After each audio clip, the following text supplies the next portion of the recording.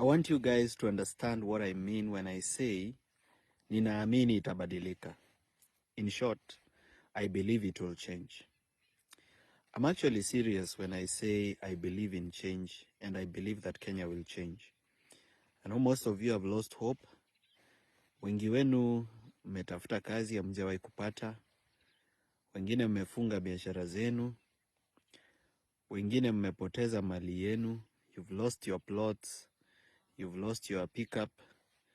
Ile vitu ulitengeneza yote imepotea. And so most of you don't have hope that there is anything that will happen in Kenya because of how things are going. You know, we have a president that owns parliament, and we should be worried that the president was able to pass that motion by 281 MPs. It shows that anaweza pitisha kitu yoyote, including a state of emergency. So it means anything he wants can pass through parliament with an overwhelming majority, and that's a very dangerous thing kwa sababu inamaanisha there are no checks and balances. Most of you have given up hope because even when you look at some of the decisions that come from our court, unapata some of the decisions are actually rolling us backwards. But why do I believe that Kenya will change? Mimi ninaamini itabadilika. Ninaamini itabadilika because Kenyans have started changing. You know, the biggest problem has always been the citizens. Shida ambayo imekuanga Kenya sio viongozi, ni Wakenya wenyewe. Wakenya wenyewe kwa sababu ya ukabila, kusema huyu ni mtu wetu, huyu ni mtu wa kabila yetu, yeye ndiye atatusaidia. Lakini Wakenya wengi, if you look even at the random views from public participation, most of the people, they have gotten over tribalism. And most are coming out of tribalism. The other thing is, most Kenyans wamefika mahali yenye sahi itakuwa ngumu sana to bribe them during elections.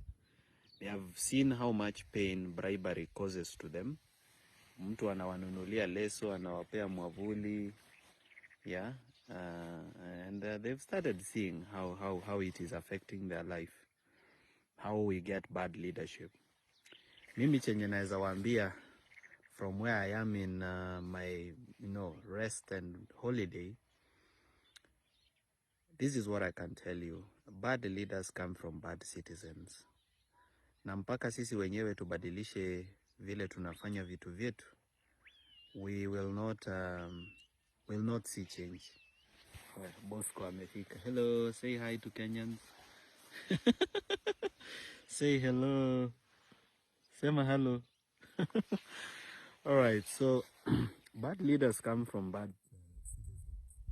They come from bad citizens because kama wewe ni mtu unauza maziwa na unaweka maji kwa maziwa ili maziwa ikuwe mingi, inamaanisha kwamba ukipewa UMCA you will become a bigger thief. Kama wewe ni conductor wa matatu na mtu anakupatia 1,000, unamwambia umenipea 100 because hutaki kurudisha change. Ama kama wewe unauzanga TV fake Luthuli na unasema hii ni original na unajua ni fake, it means ukifanya biashara yako ya kuuza electronics na upate pesa na uende usimame kiti ya ubunge, it means we are expecting a very corrupt member of parliament. If you are an employee, umeandikwa na kampuni na unaibia kampuni, you are already stealing from your employer.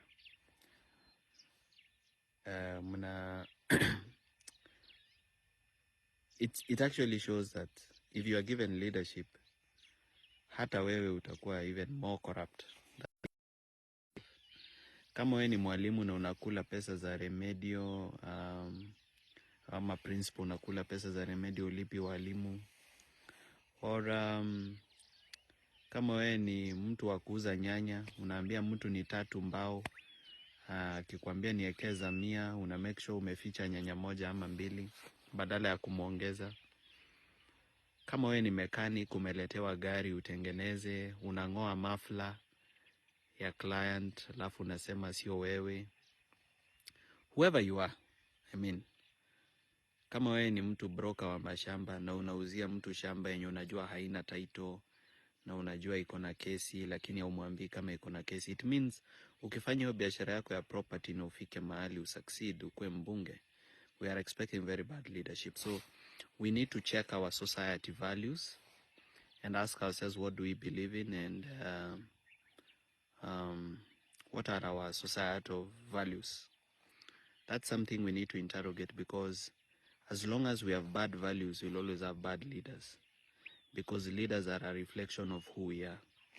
Lakini ile kitu inanifurahisha na inanipatia hope, na ndo nasema ninaamini itabadilika, ni Wakenya wameanza kubadilisha mwenendo sana.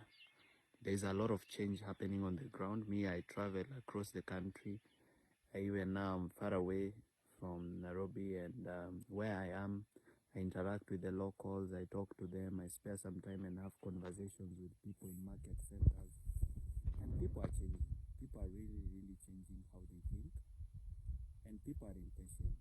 One of the things I've realized is watu wengi ukiwaambia wangoje paka 2027, they sound very, very impatient.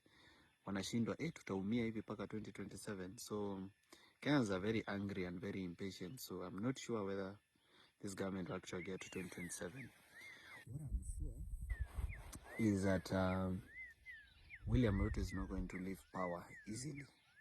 He already knows he has made many mistakes, therefore he may not want an election.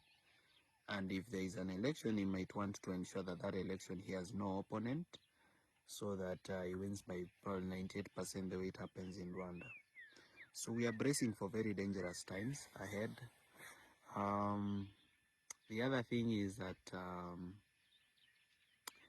millions of youth don't have jobs, na vile hawana kazi wanahitaji wakule na waishi na wavae. So we are looking at a situation where we might have several criminal gangs coming up because of some criminal elements being able to use the youth, because the youth are available for use because they don't have jobs, they are not gainfully employed. So because they are available for use, we could be seeing the rise of very serious criminal gangs. And we are in Haiti trying to save Haiti, but I think we might head that Haiti way unless the government comes up with a plan to give youths jobs, because right now there is no hope. Hakuna hope ya youths kupata jobs, and that's the truth, and it really breaks people's hearts. So there is hope for change in Kenya, but hope for jobs for the youth sioni, because the policies I see from government, they are not serious policies that will give youth employment. Most businesses are closing, so even the youth who already have jobs, we are going to lose them. Kwa hivyo kama Wakenya tuamke, tugutuke, kila mtu afanye chenye anaweza. This is something I always say in all my messages whenever I'm speaking to Kenyans. I always tell them, guys, hii kazi si yangu peke yangu. Najua mimi Morara, sometimes I fight until I get confused. Paka saa ingine mimi mwenyewe nachanganyikiwa ama nachoka. But kupumzika ni mbinguni. I promise you to remain very firm and a person of integrity.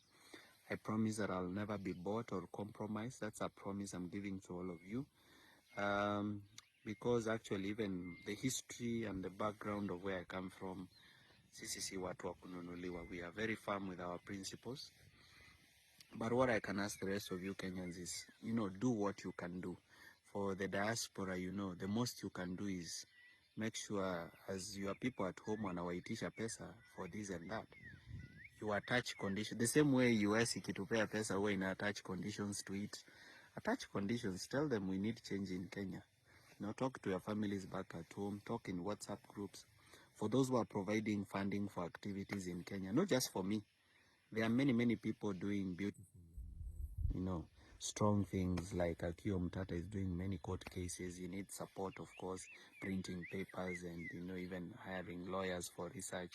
Support these activities. Send your $10, $20, $30, or if you have, God has blessed you with more, you can give. If you are here in Kenya, make sure you participate. Use either the skill that you have or the knowledge that you have. You are an IT guy, or you are a musician or an actor. Make sure you use that talent or skill that God has given you or that you learned in school to effect change. Kwa hivyo usijione kama mdogo na usijibilittle. With your little, circle, or with your little influence, there's a lot that you can do. Otherwise, I wish you well. Muwe na weekend njema, na wapenda na wajali. Please don't forget me in your prayers.